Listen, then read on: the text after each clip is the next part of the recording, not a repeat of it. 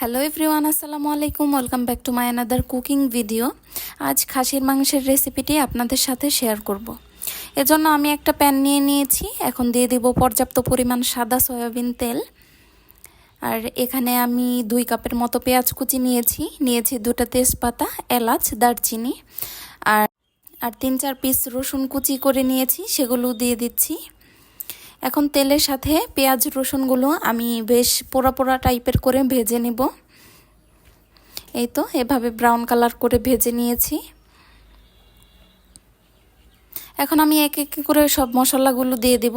এখানে দিয়ে দিচ্ছি আদা, রসুন আর জিরে বাটা। সবগুলো আলাদা আলাদা করেই আমি পেস্ট করেছিলাম, সেখান থেকে নিয়ে দিয়ে দিলাম। আর এখানে আমি সামান্য পরিমাণ পানি দিয়ে দিব যাতে মশলাগুলো না পুড়ে যায়। এখন দিয়ে দেব পরিমাণ মতো লবণ, দিয়ে দিচ্ছি হলুদের গুঁড়া,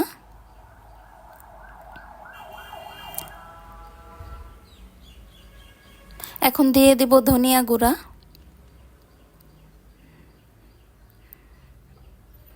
আর দিয়ে দিব পরিমাণ মতো মরিচের গুঁড়া। আমি একটু মরিচের পরিমাণটা এখানে কমই দিচ্ছি, যেহেতু মাংসের পরিমাণটা খুব একটা বেশি না, এর জন্য। এখন আমি সব কিছু ভালোভাবে মিশিয়ে ভালো করে কষিয়ে নিব। দেখুন আমি প্রায় 3-4 মিনিটের মতো লো ফ্লেমে কষিয়ে নিয়েছি। প্যান থেকে মশলাগুলো ছেড়ে ছেড়ে আসছে, দ্যাটস মিন মশলাটা ভালো করে কষানো হয়ে গিয়েছে। এবার আমি খাসির মাংসগুলো ভালো করে ধুয়ে পরিষ্কার করে রেখেছিলাম, সেগুলো দিয়ে দিব।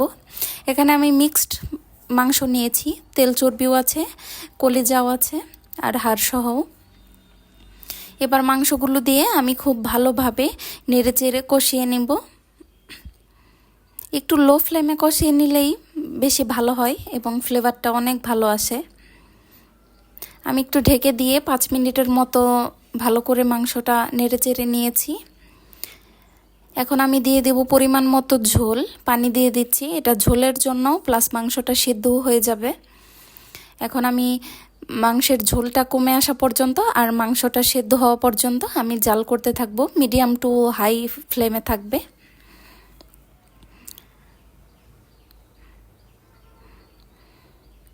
এই তো আমি আরেকবার খুলে চেক করে নিচ্ছি, প্রায় হয়ে এসেছে। খুব সিম্পলিভাবে ঘরোয়া পদ্ধতিতে যেভাবে রান্না করি আমি সেভাবেই রান্নাটি শেয়ার করলাম। আশা করছি আপনাদের অনেক ভালো লাগবে। ভালো লাগলে প্লিজ ভিডিওটি শেয়ার করে পাশেই থাকবেন।